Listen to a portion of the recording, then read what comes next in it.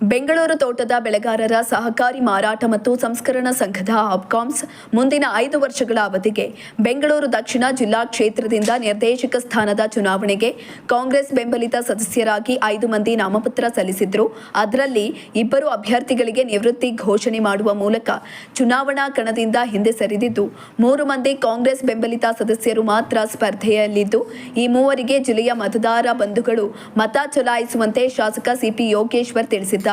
ಚನ್ನಪಟ್ಟಣದ ಖಾಸಗಿ ಹೋಟೆಲ್ನಲ್ಲಿ ಕರೆದಿದ್ದ ಪತ್ರಿಕಾಗೋಷ್ಠಿಯಲ್ಲಿ ಮಾತನಾಡಿದ ಅವರು, ಇದೇ ತಿಂಗಳು ಫೆಬ್ರವರಿ 24ರಂದು ಲಾಲ್ಬಾಗ್ ಬೆಂಗಳೂರಿನಲ್ಲಿ ತೋಟದ ಬೆಳೆಗಾರರ ಸಹಕಾರಿ ಮಾರಾಟ ಮತ್ತು ಸಂಸ್ಕರಣಾ ಸಂಘದ ನಿರ್ದೇಶಕರ ಸ್ಥಾನಕ್ಕೆ ಚುನಾವಣೆ ನಡೆಯುತ್ತಿದೆ. ಕಾಂಗ್ರೆಸ್ ಬೆಂಬಲಿತ ಅಭ್ಯರ್ಥಿಗಳಾಗಿ ಸಾಮಾನ್ಯ ಕ್ಷೇತ್ರದಿಂದ ಜಯಕುಮಾರ್, ಕೋಡಂಬಳ್ಳಿ ಶಿವಮಾಧು, ಶಾನುಭೋಗನಹಳ್ಳಿ ಪ್ರದೀಪ್ ಕುಮಾರ್, ಮೀಸಲು ಕ್ಷೇತ್ರದಿಂದ ಚಿರಂಜೀವಿ ಹಾಗೂ ಭೈರಯ್ಯ ನಾಮಪತ್ರವನ್ನು ಸಲ್ಲಿಸಿದ್ರು. ಈ 5 ಮಂದಿಯಲ್ಲಿ ಸಾಮಾನ್ಯ ಕ್ಷೇತ್ರದ ಜಯಕುಮಾರ್, ಮೀಸಲು ಕ್ಷೇತ್ರದ ಚಿರಂಜೀವಿ ಅವರು ನಿವೃತ್ತಿ ಘೋಷಣೆ ಮಾಡುವ ಮೂಲಕ ಚುನಾವಣೆ ಕಣದಿಂದ ಹಿಂದೆ ಸರಿದಿದ್ದು, ಇನ್ನು ಉಳಿಕೆ 3 ಮಂದಿ ಸದಸ್ಯರಲ್ಲಿ ಸಾಮಾನ್ಯ ಕ್ಷೇತ್ರದ ಕೋಡಂಬಳ್ಳಿ ಶಿವಮಾಧು ಅವರು ಗುರುತು ಟಿವಿ, ಶಾನಭೋಗನಹಳ್ಳಿ ಪ್ರದೀಪ್ ಕುಮಾರ್ ಎಸ್ ಅವರ ಗುರುತು ತೆಂಗಿನಕಾಯಿ ಹಾಗೂ ಮೀಸಲು ಕ್ಷೇತ್ರದ ಭೈರಯ್ಯ ಅವರ ಗುರುತು ಟೈಲರಿಂಗ್ ಮೆಷಿನ್ ಗುರುತಿನ ಮುಂದೆ ತೋಟದ ಬೆಳೆಗಾರರ ಸಹಕಾರಿ ಮಾರಾಟ ಮತ್ತು ಸಂಸ್ಕರಣಾ ಸಂಘದ ಮತದಾರರು ಮತದಾನ ಮಾಡುವ ಮೂಲಕ ಈ ಮೂವರು ಕಾಂಗ್ರೆಸ್ ಬೆಂಬಲಿತ ಸದಸ್ಯರನ್ನ ಬೆಂಬಲಿಸಬೇಕು ಅಂತ ತಿಳಿಸಿದ್ರು.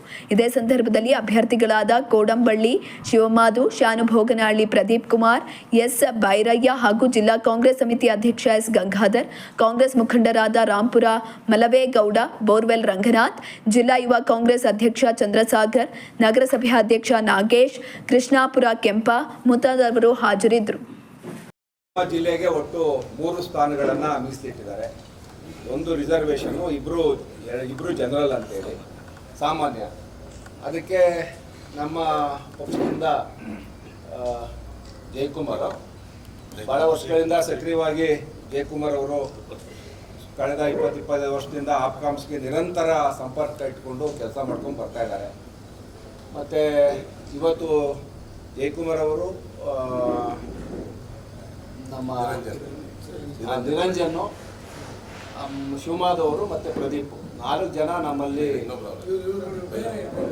ಭೈರಯ್ಯ ಅಲ್ಲ 5 ಜನ ಸ್ಪರ್ಧೆ ಮಾಡಿದ್ದಾರೆ. 5 ಜನರಲ್ಲಿ ಇವತ್ತು 2 ನಿವೃತ್ತಿಯನ್ನು ಘೋಷಣೆ ಮಾಡ್ತಾ ಇದ್ದಾರೆ. ಘೋಷಣೆ ಮಾಡಿ ಇರ್ತಕ್ಕಂಥ 3 ಜನಕ್ಕೆ ಸಪೋರ್ಟ್ ಮಾಡೋದು ಅಂತೇಳಿ ನಮ್ಮ ಪಕ್ಷದ ವತಿಯಿಂದ ನಮ್ಮ ಜಿಲ್ಲಾಧ್ಯಕ್ಷರು, ನಮ್ಮ ವರಿಷ್ಠರು, ಮಾಜಿ ಸಂಸದರೆಲ್ಲ ಚರ್ಚೆ ಮಾಡಿ ಈಗ 3 ಜನರನ್ನು ಅಂತಿಮವಾಗಿ ನಾವು ಇವತ್ತು ಕಣದಲ್ಲಿ ಉಳ್ಕೊಳ್ಳೋಕ್ಕೆ ನಮ್ಮ ಪಕ್ಷದ ಆದೇಶ ಆಗಿದೆ.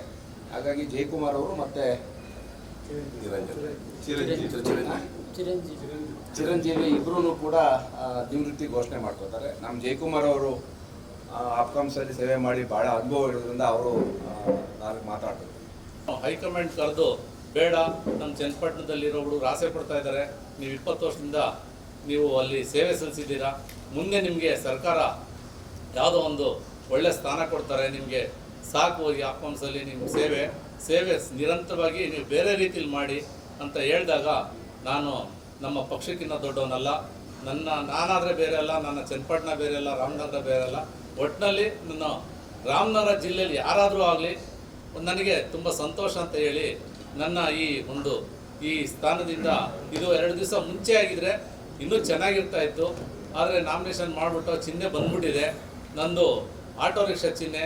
ದಯವಿಟ್ಟು ಯಾರು ಆಟೋ ರಿಕ್ಷಾಗೆ ಮತ ಹಾಕ್ಬೇಡಿ, ನಂದು ಒಂದು ಮತ ಬೀಳಬಾರ್ದು ಅಂತ ನಾನು ನಿಮ್ಮಲ್ಲಿ ಕಳಕಳಿಯಿಂದ ಕೇಳ್ಕೊತೀನಿ. ಯಾಕೆಂದರೆ 1-2 ನಿವೃತ್ತಿ ಘೋಷಣೆ ಮಾಡಿ ನಾನು ಮಾಡ್ತಾ ಇದ್ದೀನಿ. ಯಾರು ನನ್ನ ಆಟೋ ಗುರುತಿಗೆ ಹಾಕಬೇಡಿ. ನನ್ನ ಸ್ನೇಹಿತರಾದ ಶಿವಮಾಧು ಮತ್ತು ಪ್ರದೀಪ್ ಅವರಿಗೆ ಹೆಚ್ಚಿನ ಮತಗಳಿಂದ ಗಳಿಸಿ, ನಾನು ನರೇಂಜನ್ ಅವ್ರಿಗೆ, ಭೈರಪ್ಪ ಅವರಿಗೆ ಹೆಚ್ಚಿನ ಮತಗಳಿಂದ ನೀವೆಲ್ಲ ಕಳಿಸ್ತೀರಾ ಅಂತ ನಾನು ಈ ಸಂದರ್ಭದಲ್ಲಿ ತಿಳಿದು, ನಾನು ನನ್ನ ಹೆಚ್ಚಿನ ಶಕ್ತಿಯಿಂದ ಮಾಗಡಿ ತಾಲೂಕಲ್ಲಾಗಿರ್ಬೋದು, ಕನಕಪುರದಲ್ಲಾಗಿರ್ಬೋದು, ಬಿಡದಿಲಾಗಿರ್ಬೋದು, ಮಾಗಡಿಲಾಗಿರ್ಬೋದು, ಎಲ್ಲ ಹೆಚ್ಚಿನ ನನ್ನ ಆತ್ಮೀಯರಲ್ಲಿ ಕೇಳಿಕೊಂಡು ಹೆಚ್ಚಿನ ಮತ ಹಾಕೋದಕ್ಕೆ ಶ್ರಮ ಪಡ್ತೀನಿ ಅಂತ ಹೇಳ್ತಾ